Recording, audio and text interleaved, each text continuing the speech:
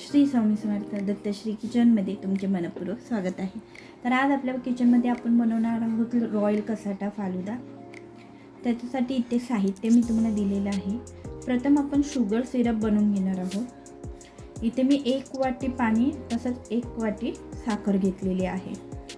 आता ती साखर पूर्ण विरघळून घ्यायची आपल्याला आणि त्याच्यामध्ये लिंबाचा रस पण टाकायचा आहे। जर तुम्हाला सायट्रिक ॲसिड असेल तुमच्याकडे तर ते चिमटीभर टाकू शकता। तर आता गॅस लावून हे छान उकळून घेतलेलं आहे। थोडा चिकटपणा आला पाहिजे, तार नाही, फक्त चिकटपणा आला पाहिजे तोपर्यंत हे उकळून घ्यायचं आहे। या शुगर सिरपमध्ये तुम्ही कोणताही इन्सेन्स टाकू शकता। इथे छान उकळी आली आहे, गॅस बंद केला आहे। आता हे पूर्ण थंड करून घ्यायचं आहे आपल्याला। इथे मी दूध घेतलेलं आहे। दूध मी साधारण अर्धा लिटर घेतलेलं आहे। त्याच्यामध्ये 6 चमचे 6 टेबलस्पून साखर टाकलेली आहे, कारण शुगर सिरप पण आहे म्हणून 6 ते 5 चमचे साखर टाकायची आहे यामध्ये। आणि त्यातलं थोडंसं दूध मी बाजूला काढलं होतं।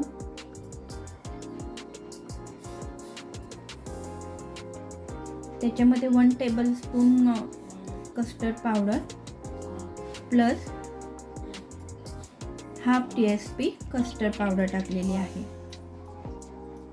हाफ TSP कस्टर्ड पावडर टाकलेली आहे। हे सर्व आपल्याला मिक्स करून घ्यायचं आहे।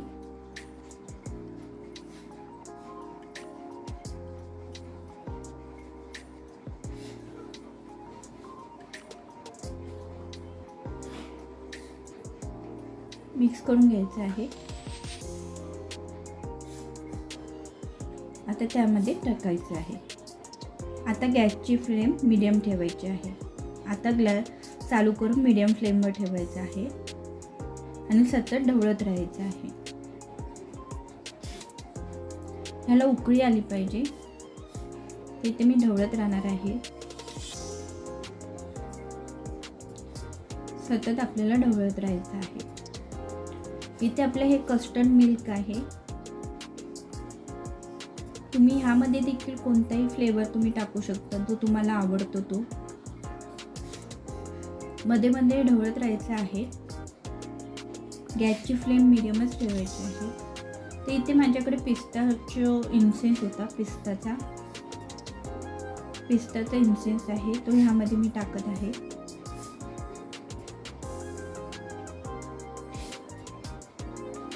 आणि थोडासा येलो कलर टाकत आहे।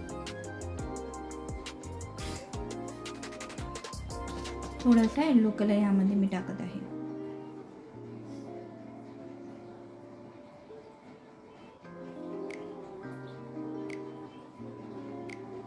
थोडासा येलो कलर टाकायचा आहे। आता मिक्स करून घ्यायचं आहे।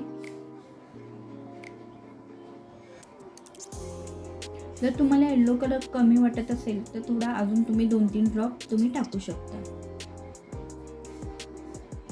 आता हे पूर्ण उकळी येईपर्यंत आपल्याला मध्ये मध्ये ढवळत राहायचं आहे।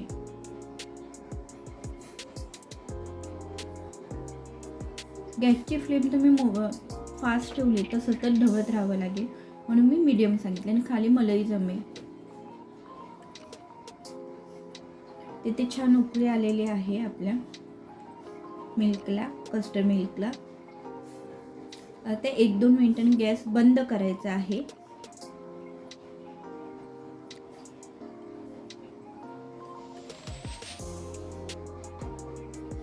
एक 2 मिनिटांनी गॅस बंद करून थोडंसं कोमट, थोडंसं टेम्परेचर कमी होईपर्यंत आपल्याला ढवळत राहायचं आहे, जेणेकरून वरती मलई साठणार नाही। त्याच्यानंतर पूर्ण थंड झाल्यावर फ्रीजमध्ये ठेवायचं आहे। इथे मी सब्जा टाकला होता 2 चमचे आणि त्याच्यामध्ये पाणी टाकलं आहे। अर्धा तास आधी हे करायचं आहे, फालुदा बनवायच्या आधी अर्धा ते 1 तास छान फुगतो। आता फालुद्यासाठी शेव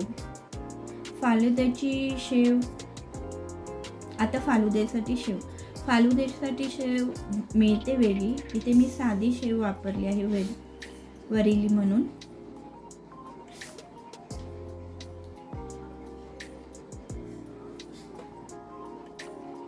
इथे मी साधी शेव वापरलेली आहे. फालुद्याची शेव देखील भेटते, पण इथे मला मिळाली नाही म्हणून हीच वापरली आहे.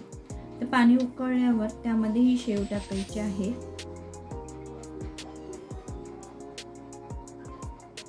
आणि 2-3 मिनिटं छान शिजून घ्यायची आहे.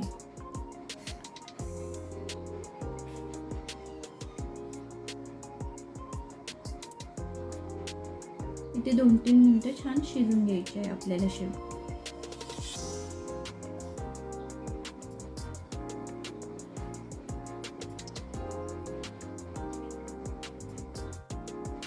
इथे शेव चांगली शिजलेली आहे.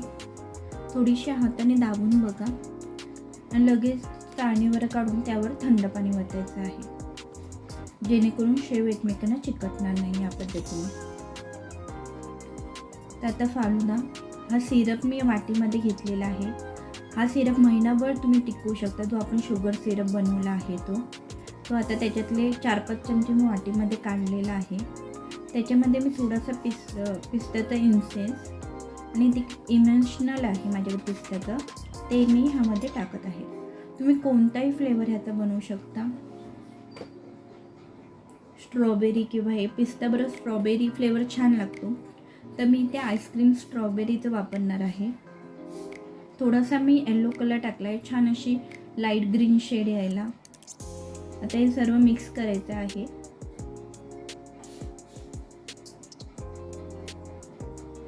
हा जो शुगर सिरप बर्नीत भरून महिनाभर टिकवू शकतो फ्रीजमध्ये. इथे मी ग्लास घेतलेला आहे, त्याच्यामध्ये प्रथम मी शुगर सिरप टाकणार आहे.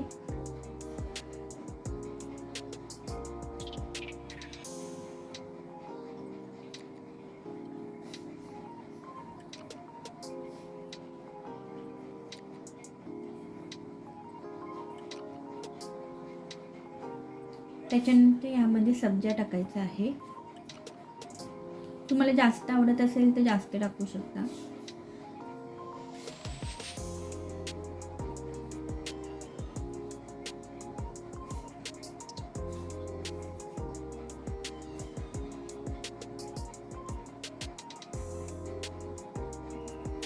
नंतर यामध्ये मी शेव टाकणार आहे.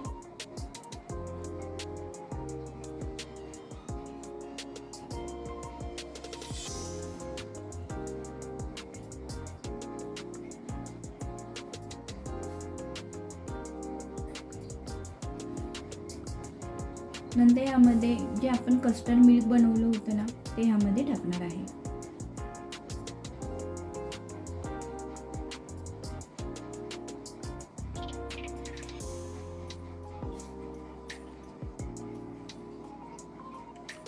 इथे मी स्ट्रॉबेरी आईस्क्रीम घेतलेला आहे. तुम्ही कोणत्याही फ्लेवरचं आईस्क्रीम ह्यामध्ये टाकू शकता. इथे मी स्ट्रॉबेरी फ्लेवर आईस्क्रीम टाकणार आहे.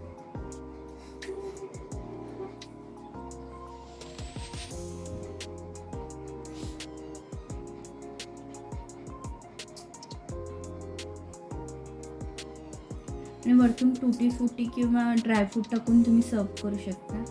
इथे मी साधा शुगर सिरप जो होता ग्रीन कलरचा तोच वरती टाकलेला आहे. अगदी मार्केटसारखा लागतो. नक्की ही रेसिपी ट्राय करा, खूप छान लागतो. लहान मुलांना तर भरपूर आवडेल. नक्की रेसिपी ट्राय करा.